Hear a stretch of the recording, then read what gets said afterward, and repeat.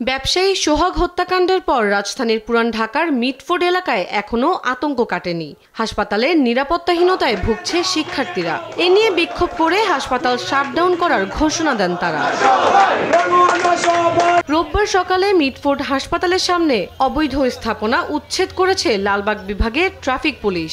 মেডিকেলের শিক্ষার্থীদের নিরাপত্তায় এই উদ্যোগ নেওয়া হয়। সেই সঙ্গে হাসপাতালের ২ নম্বর গেট এখন থেকে বন্ধ থাকবে। এদিকে সোহাগ হত্যার ঘটনায় গ্রেপ্তার অভিযান অব্যাহত রেখেছে পুলিশ। রাজীব ও সজীব নামের দুজনকে নেত্রকোনা থেকে গ্রেপ্তার করে ডিবি। পরে তাদের কোতোয়ালি থানায় হস্তান্তর করা হয়। এ নিয়ে মোট ৭ জনকে গ্রেপ্তার করেছে আইনশৃঙ্খলা বাহিনী। ব্যবসায়ী সোহাগ হত্যার ঘটনা তদন্তে উচ্চ ক্ষমতা সম্পন্ন বিচারিক কমিশন গঠনের নির্দেশনা চেয়ে রিট করা হয়েছে। সুপ্রিম কোর্টের আইনজীবী ইউনুস আলী আকন্দ হাইকোর্টের সংশ্লিষ্ট শাখায় এই রিট করেন। সারা দেশে চাঁদাবাজি বন্ধ ও হত্যার বিচারের দাবিতে বিক্ষোভ করেছে ঢাকা কলেজের শিক্ষার্থীরা। ক্যাম্পাসের মূল ফটকের সামনে থেকে মিছিল নিয়ে বের হয়ে সায়েন্স ল্যাব ঘুরে আবারও একই স্থানে এসে যা শেষ হয়। ছাত্র সমাজের কাছে কোনো অন্যায়ের নাই। ছাত্র সমাজ কোনো রাজনৈতিক দলকে ভয় পায় না। আমরা কোনো রাজনৈতিক দলকে ভয় পাই না। এখনো সময় আছে। যারা দেশ অরাজকতা শুরু করেছে, সেটা যে দলই হোক, বিএনপি, শিবির, এনসিপি, আপনারা ভীত হন।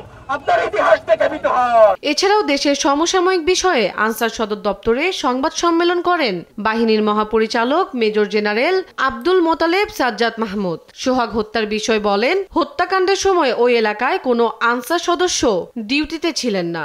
ওখানে আমাদের আনসারের তো কোনো ব্যত্যয়ের কোনো সুযোগই নাই। আমি ওখানে ডিউটি নাই, how can I make someone responsible? And it is not area defence. আমি যেটা বললাম, এরিয়া প্রোটেকশন তো না। It is not area protection, it goes based on the roster. যে কে কোথায় দাঁড়াবে এটা পুরো হাসপাতালের ডিউটি রোস্টারে ফিক্স করা আছে। আমাদের গেটে ছিল 2টা পর্যন্ত ডিউটি, ঘটনা হয়েছে বিকালে 5টার পরে। ওই সময় তো ওই জায়গায় নাই লোক। Then how can you make a ব্যত্যয়, how can you make a someone responsible? Anyone who is with the uniform suppose to react, but সেই রিঅ্যাকশনের তো সুযোগ আলটিমেটলি পায় নাই। কারণ পাশেই সে যখন চলে গেছে, হসপিটালের ডিরেক্টর বলছে ওকে ফরগেট ইট, বিকজ এই ধরনের ঘটনা তো ওনারা আগে দেখছে। আনসারকে শাড়ি ও চুরি দেওয়া বিষয় নিয়েও মন্তব্য করেন তিনি। তন্দ্রা তারুণ্য, দেশ টিভি, ঢাকা।